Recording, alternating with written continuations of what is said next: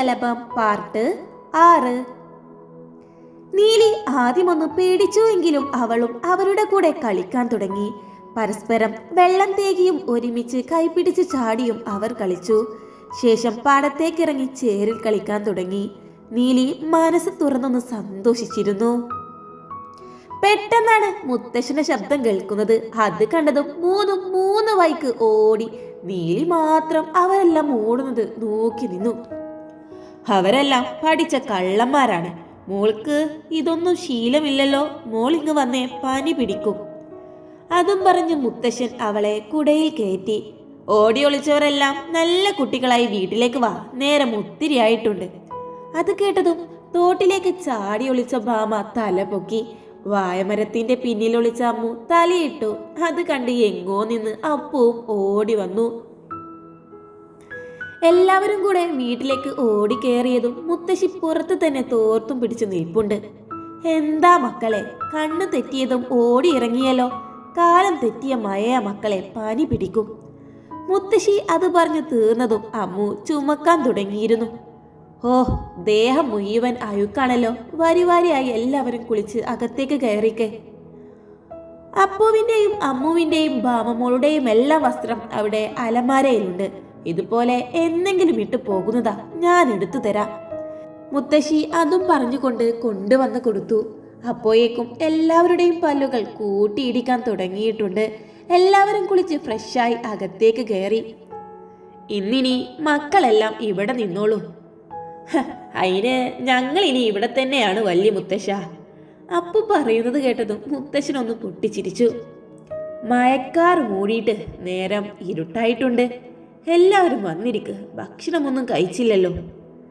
മുത്തശ്ശി പറഞ്ഞതും എല്ലാവരും വട്ടത്തിൽ വന്നിരിപ്പുണ്ട്. ആ, ഇന്നും സദ്യയാണോ?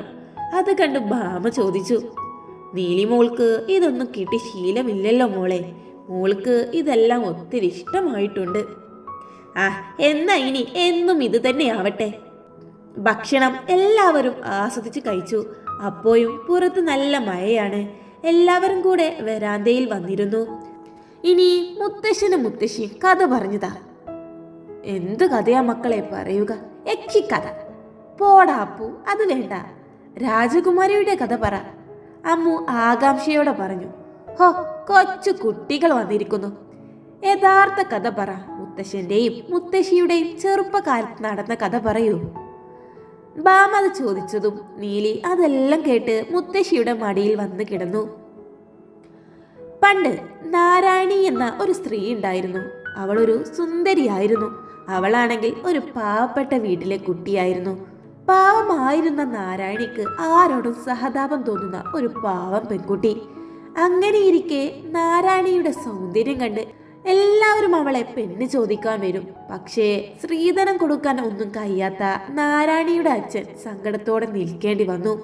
അങ്ങനെയിരിക്കെ ഒരു ദിവസം അവരുടെ വീട്ടിലേക്ക് ഒരു ചെറുപ്പക്കാരൻ വന്നു. ദൂരെ നിന്ന് വരുക, വിശന്നിട്ട് വെയ്യെന്ന് പറഞ്ഞതും സഹതാപം തോന്നിയ നാരായണി അവൾക്കുള്ള ഭക്ഷണം അയാൾക്ക് നൽകി.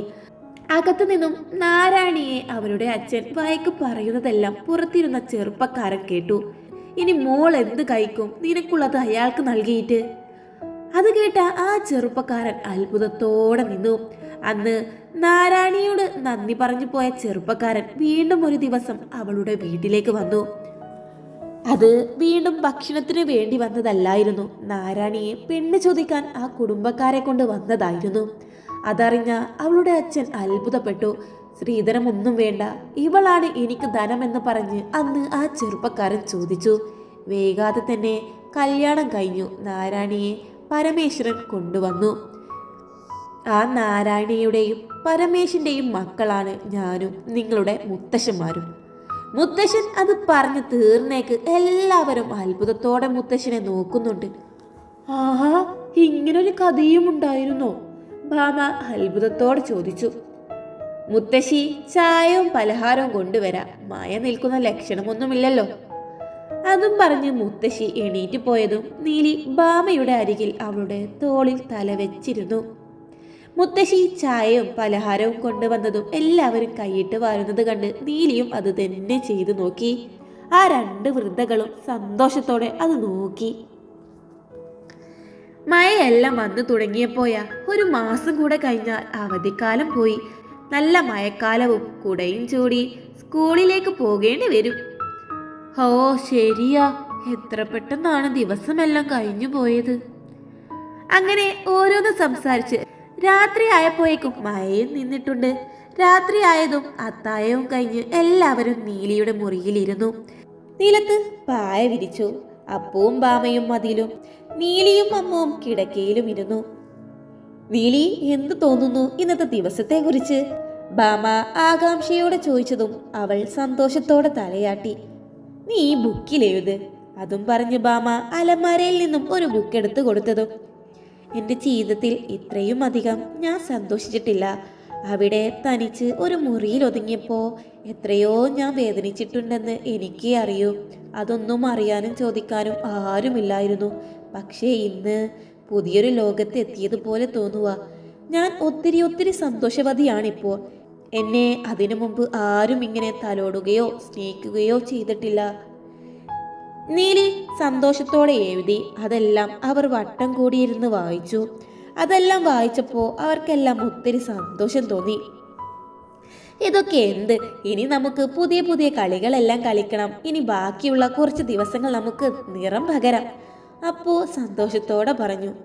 ചേച്ചി, ഇവിടെ കാണാൻ ഒത്തിരി കാഴ്ചകളുണ്ട്. ഇനി അതെല്ലാം നമുക്ക് കാണണം. കഴിഞ്ഞു പോയതൊന്നും ചേച്ചി ഓർക്കണ്ട, ഞങ്ങളെല്ലാം കൂടെയില്ലേ? നീലിയുടെ കൈ പിടിച്ചുകൊണ്ട് അമ്മു പറഞ്ഞു. അതാണ്, ഇനി എന്തിനാ കഴിഞ്ഞതെല്ലാം ആലോചിക്കുന്നേ? ഇനി നമുക്ക് 4 പേർക്കും ഈ നാട് ചുറ്റിയും കളിച്ചും ഇങ്ങനെ ഭംഗിയുള്ള ദിവസമാക്കണം. അവരെല്ലാം കൂട്ടം കൂടിയിരുന്ന് പറയുന്നത് ഹാളിലിരിക്കുന്ന മുത്തശ്ശനും മുത്തശ്ശിയും കേട്ടതും അവരുടെ കണ്ണുകളെല്ലാം നിറഞ്ഞു. നീലി ഭാഗ്യമുള്ള മോള. അവരെല്ലാം അവളെ ഇഷ്ടപ്പെടുന്നത് നോക്കൂ. ഒത്തിരി കഷ്ടപ്പെട്ട കുട്ടിയാ, അതൊന്ന് സന്തോഷിക്കട്ടെ. അപ്പോഴാണ് മുത്തശ്ശന്റെ ഫോൺ അടിക്കുന്നത്. ആ മക്കളെ, നിങ്ങളുടെ അമ്മയാ വിളിക്കുന്നേ. അപ്പുവിന് ഫോൺ കൊടുത്തുകൊണ്ട് പറഞ്ഞതും, അമ്മേ, ഇനി കുറച്ച് ദിവസം ഞങ്ങളെ അങ്ങ് പ്രതീക്ഷിക്കണ്ട. ഞാൻ ഇവിടെ നിൽക്കാൻ തീരുമാനിച്ചു. അതെ, ഇനി ഞങ്ങളുടെ വില മനസ്സിലാകുമ്പോ വിളിക്ക്, അപ്പോയേ വരൂ. അവിടെ ഉണ്ടെങ്കിൽ ഞങ്ങളുടെ കുരുത്തക്കേട് എന്നല്ലേ പറയാറുള്ളത്. അമ്മുവും അപ്പവും അത് പറഞ്ഞു തീർന്നതും, ഹോ, ആർക്ക് വേണം നിങ്ങളെ? നിങ്ങൾ അവിടെ തന്നെ നിന്നോ. ഫോണിലൂടെ രഞ്ജിത്തിന്റെ ശബ്ദം കേട്ടതും ബാമയുടെ ചിരിച്ചോണ്ടിരുന്ന മുഖം മങ്ങി. അത് നീലി ശ്രദ്ധിച്ചു. നീലി അവളുടെ കയ്യിൽ പിടിച്ചതും അവളൊന്ന് പുഞ്ചിരിച്ചു. അവൻ അതും പറഞ്ഞ് ഫോണും വെച്ചിരുന്നു. ബാമ മോളുടെ അമ്മയോട് ഞാൻ പറഞ്ഞിട്ടുണ്ട് മോളെ. അത് നന്നായി. അമ്മ എങ്ങാനും കണ്ടാ തുടങ്ങും പഠിക്ക്. അയ്യോ, ഈ അവധിക്കാലമെങ്കിലും ഒന്ന് സമാധാനത്തിലിരിക്കട്ടെ. എന്നാ മക്കളെല്ലാം കിടന്നോ? ഇന്ന് ഒത്തിരി ഓടി കളിച്ചതല്ലേ, ക്ഷീണം കാണും. അതും പറഞ്ഞ് മുത്തശ്ശി പോയതും അവരെല്ലാം കയറി കിടന്നു. അമ്മു നീലിയെ കെട്ടിപ്പിടിച്ചു കിടന്നതും നീലിക്ക് വലിയൊരു സന്തോഷം തോന്നിയിരുന്നു. തിരിച്ചു നീലിയും അവളെ കെട്ടിപ്പിടിച്ച് സന്തോഷത്തോടെ കിടന്നു. അപ്പവും ബാമയും താഴെയും കിടന്നു. മക്കളെയെല്ലാം ഒന്ന് നോക്കി സന്തോഷത്തോടെ മുറിയിൽ നിന്നും അവരിറങ്ങി. മക്കളെല്ലാം എന്തോ ഒരു സന്തോഷത്തിലാണ്. നീലിമോൾ അവിടെ അനുഭവിച്ചത് ഓർക്കുമ്പോൾ ഇപ്പോഴും വലിയ വേദനയാ. അവർക്ക് വേണ്ടെന്ന് പറഞ്ഞ് ആ കുഞ്ഞിന്റെ ജീവിതം എന്തിനാ വെറുതെ ഒന്നുമല്ലാതെയാക്കി തീർത്തത്. എല്ലാം കഴിഞ്ഞില്ലേ ഏട്ടാ? ഇനി മോളെ പഠിപ്പിച്ച് നല്ല ഒരാളുടെ കയ്യിൽ ഏൽപ്പിച്ചാലുള്ളൂ എനിക്ക് സമാധാനം കിട്ടൂ. ഒത്തിരി ദിവസമുണ്ടല്ലോ, ഇപ്പോ അതൊന്നും ആലോചിക്കേണ്ടല്ലോ ഏട്ടാ. എപ്പോഴാ കണ്ണടിയായെന്ന് പറയാൻ പറ്റില്ലല്ലോടെ. അതിനു മുമ്പ് ചെയ്തു തീർക്കാനുള്ള കടമകളെല്ലാം ചെയ്തു തീർക്കണം. മുത്തശ്ശൻ പറയുന്നത് കേട്ട് മുത്തശ്ശിയൊന്ന് മൂളി. രാവിലെ മുത്തശ്ശി മുറിയിൽ വന്ന് നോക്കുമ്പോ എല്ലാവർക്കും നല്ല ചുമയുണ്ട്. തൊട്ട് നോക്കുമ്പോ എല്ലാവർക്കും പനിയുമുണ്ട്. ഞാൻ ഇന്നലെ പറഞ്ഞില്ലേ മക്കളെ, കാലം തെറ്റിയ മഴയാ, പനി പിടിക്കുമെന്ന്. അതും പറഞ്ഞു മുത്തശ്ശി ഒരു കഷ്ണം നനച്ചു കൊണ്ടുവന്നു. എല്ലാവരുടെയും നെറ്റിയിൽ ഇട്ട് നൽകി. മുത്തശ്ശി, ഒരു കഷായം നൽകാം, അത് കഴിച്ചാ പെട്ടെന്ന് അങ്ങ് മാറിക്കോളും. മുത്തശ്ശി അതും പറഞ്ഞ് പുറത്തേക്ക് പോയി. എല്ലാവരും പുതച്ചു മൂടി കിടക്കുമായിരുന്നു. ക്ഷീണം കൊണ്ട് ആരും ഒന്നും തന്നെ മിണ്ടുന്നില്ലായിരുന്നു. മുത്തശ്ശൻ പാടത്ത് നിന്നും വരുമ്പോൾ മുത്തശ്ശി തുളസിയെല്ലാം പറിക്കുമായിരുന്നു. എന്താണ് നീ തുളസിയെല്ലാം ഒത്തിരി പറിക്കുന്നുണ്ടല്ലോ? മക്കൾക്കെല്ലാം നല്ല പനിയാ, ഞാൻ മരുന്നുണ്ടാക്കാൻ പറിക്കുക. അയ്യോ, പനി പിടിച്ചോ? അതും പറഞ്ഞ് മുത്തശ്ശൻ അകത്തേക്ക് വന്നു. മുറി വരുമ്പോൾ എല്ലാവരും പുതച്ചു മൂടി കിടത്തം തന്നെയായിരുന്നു. മുത്തശ്ശി വന്ന് എല്ലാവർക്കും മരുന്ന് കൊടുത്തതും എല്ലാവരും വീണ്ടും ഒന്ന് കിടന്നു. എപ്പോയോ ശബ്ദം കേട്ട് നീലി ഉണരുമ്പോ നീലി മുത്തശ്ശിയുടെ മടിയിലാണ്. അവർ മുടിയിൽ തലോടുന്നുണ്ടായിരുന്നു. അവളൊന്ന് എണീറ്റിരുന്നതും ആ മോൾ എണീറ്റോ? അവൾ ചുറ്റും നോക്കുന്നത് കണ്ടതും അവരെല്ലാം എണീറ്റു. അവരെല്ലാം പനിയെല്ലാം വിട്ടുമാറിയത് കൊണ്ട് പുറത്തിരിപ്പുണ്ട്. അത് കേട്ടതും നീലിയും എണീറ്റ് നടന്നു. അവൾ പുറത്തേക്ക് വരുമ്പോൾ 3 പേരും കൂടെ കണ്ണു പൊത്തി കളിക്കുക. അമ്മുവിന്റെ കണ്ണ് കെട്ടിവെച്ചിട്ടുണ്ട്. ബാമയും അപ്പവും അവളെ വട്ടം കറക്കുക. അത് കണ്ടുകൊണ്ടുവന്ന നീലിയെ കണ്ടതും ആ നീലി എണീറ്റോ, വാ നമുക്ക് കണ്ണു പൊത്തി കളിക്കാം. ബാമയുടെ ശബ്ദം കേട്ടതും അമ്മു അവളെ പിടിച്ചു. അയ്യോ, ഞാൻ ബാമ ചേച്ചിയെ പിടിച്ചു. അയ്യടാ, ഇത് പറ്റില്ല. ഞാൻ നീലിയോട് കൂടാൻ പറഞ്ഞപ്പോ പിടിച്ചതല്ലേ നീ? അമ്മുവിന്റെ സംസാരം കേട്ട് ബാമ ഗൗരവത്ത് പറഞ്ഞു. ആ, അത് പറ്റില്ല. ഇത് കള്ളക്കളിയാണ്.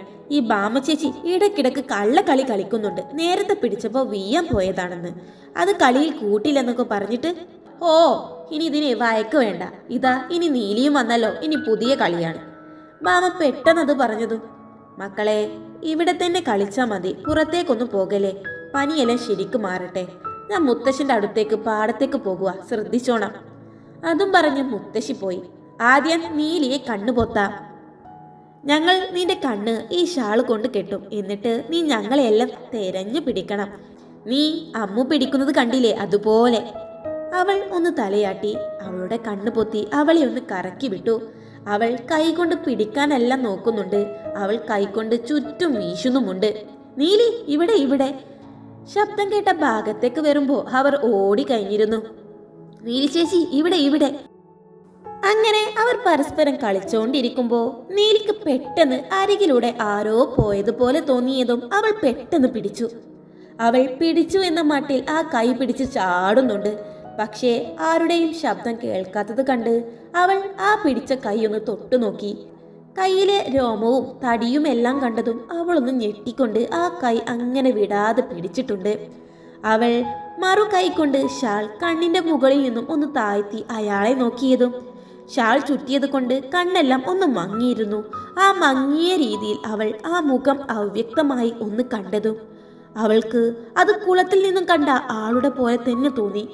അവളൊന്ന് ഞെട്ടിക്കൊണ്ട് തലയൊന്ന് കുടഞ്ഞ് വീണ്ടും അയാളെ നോക്കുമ്പോൾ ഒന്നും മിണ്ടാതെ അവളെ തന്നെ നോക്കി നിൽക്കുന്ന ശ്രീകാന്തിനെ കണ്ടതും അവളൊന്ന് ഞെട്ടിക്കൊണ്ട് അവൾ തിരിഞ്ഞു നോക്കുമ്പോൾ അവിടെ ആരുമില്ല. അവൾ ചുറ്റും നോക്കി, ആരെയും കാണുന്നേ ഇല്ലായിരുന്നു. അപ്പോഴും അവളുടെ ഒരു കൈ അവന്റെ കയ്യിൽ തന്നെയാണ്. അവൾ ചുറ്റും ആരെയും കാണുന്നില്ലെന്ന് കണ്ട് അവനെ തന്നെ നോക്കി. അവന്റെ മുഖത്ത് ദേഷ്യമൊന്നുമില്ലാത്തത് കണ്ട് അവളൊന്ന് മനോഹരമായി പുഞ്ചിരിച്ചു കൊടുത്തു. അവളുടെ പുഞ്ചിരി കണ്ട് അവൻ പോലും അറിയാതെ അവനും ഒന്ന് പുഞ്ചിരിച്ചു. അപ്പോഴാണ് അവൾ കൈ ശ്രദ്ധിക്കുന്നത്. അവൾ പെട്ടെന്ന് അവന്റെ കയ്യിൽ നിന്നും കൈയെടുത്തു. നിന്റെ മുത്തശ്ശൻ എവിടെ? അവൾ എന്താ പറയുക എന്നറിയാതെ അവളൊന്ന് മുന്നോട്ട് നടന്നു. പാടം കാണുന്ന ഇടത്തേക്ക് ചൂണ്ടിക്കാണിച്ചു. പാടത്തേക്ക് പോയതാണോ? അവൾ അതേ എന്ന് തലയാട്ടി കാണിച്ചു. അവൻ അതും പറഞ്ഞ് അവളെ ഒന്ന് നോക്കിക്കൊണ്ട് അങ്ങോട്ട് ഇറങ്ങി നടന്നു. അവൾ അതും നോക്കിക്കൊണ്ട് മുമ്പിലേക്ക് വന്നു നോക്കുമ്പോൾ എല്ലാ എണ്ണവും ഇളിച്ചോണ്ട് അവിടെ നിൽക്കുന്നുണ്ട്. തുടരും.